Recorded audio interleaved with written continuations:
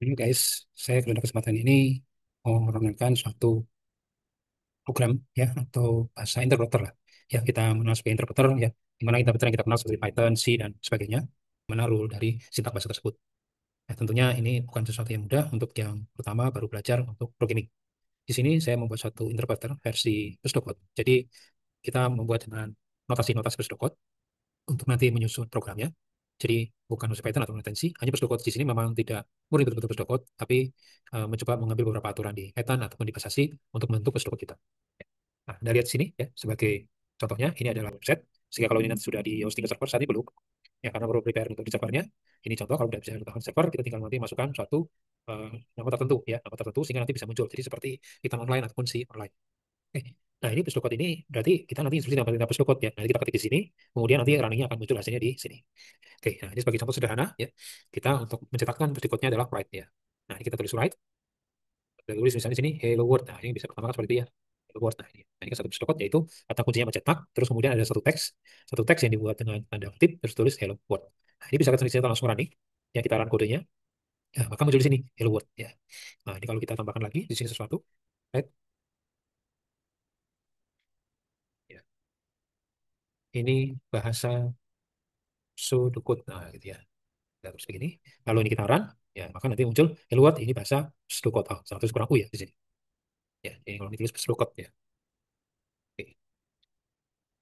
Ya, artinya kita bisa menulis instruksi apapun tapi dalam instruksi yang kita kenal namanya pseudocode.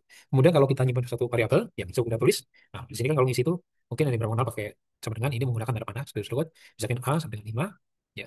Kemudian kita tulis B, kita masukin, nah ini sampai dengan 12. Isinya 12 slide, ya. Variabel B yaitu titik 2. Nah, oke, oke. Titik 2. Nah, di sini kita kan bisa gabungkan ya dengan ini. Nah, ini menggunakan plus ya. A. Ini bisa kita copy, kita blok, copy, add variabel C. Oh, ya. B. Oh, ini yang A ya. Ini berarti B, ini kita tulis di B. Nah, nanti kalau kita jalankan, run, nah ini. Kalau Word, ini bahasa pseudocode, variabel A 15, B 12. Nah, jadi kita sudah bisa menggabungkan nih. Ya, jadi seperti bahasa programming ya, tapi ada instruksi-instruksi yang relatif mudah gitu ya. Jadi untuk mungkin baru belajar programming, melihat sesuatu ini relatif akan lebih mudah.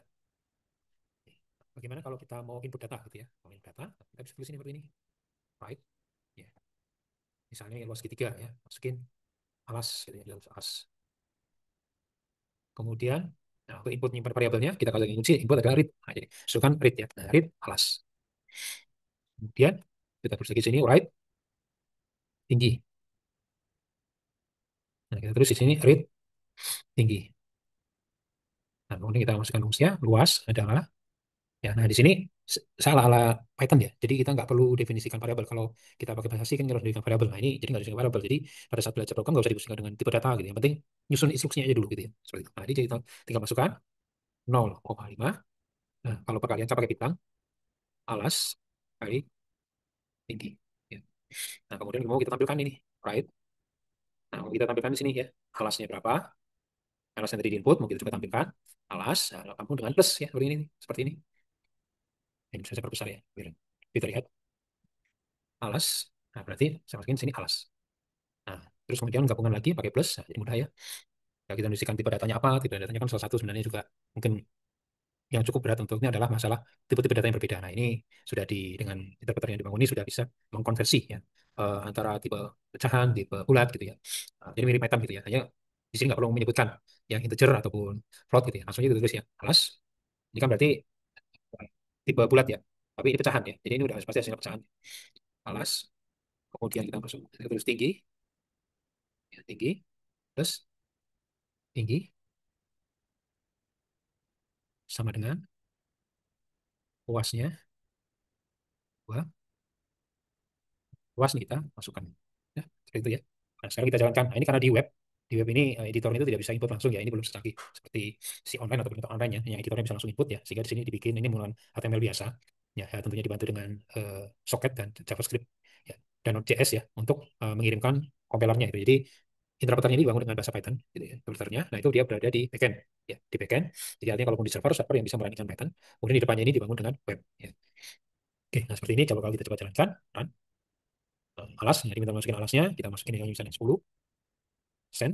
Nah, kemudian tinggi, ya, tinggi, ini kita masukin di sini misalnya 15, ya, 15 sen, ya, 10 kali 15, 7,5. 7,15 kan 150, 75, bisa disarani seperti ini. Karena dasar, ya, untuk bahasa interpreter, ya, kami dari tim KP Microchip sedang mengembangkan interpreter ini, yang mana nanti bisa akan membantu siapapun ingin belajar algoritma dan dasar. Kalau sekarang kan sudah banyak lah yang share tentang AI gitu ya. Nah, kita sebelum ke situ kita yang dasar-dasar saja gitu ya. Artinya apapun mau dibantu AI atau apapun ya, programming ini tetap harus punya konsep dasar yang baik gitu ya. Punya konsep dasar baik nanti sebenarnya beralih ke bahasa programming apapun ya, insya Allah akan relatif lebih mudah untuk dipahami. Oke, demikian. Nanti kita sharing lagi lanjutannya. Terima kasih atas perhatian.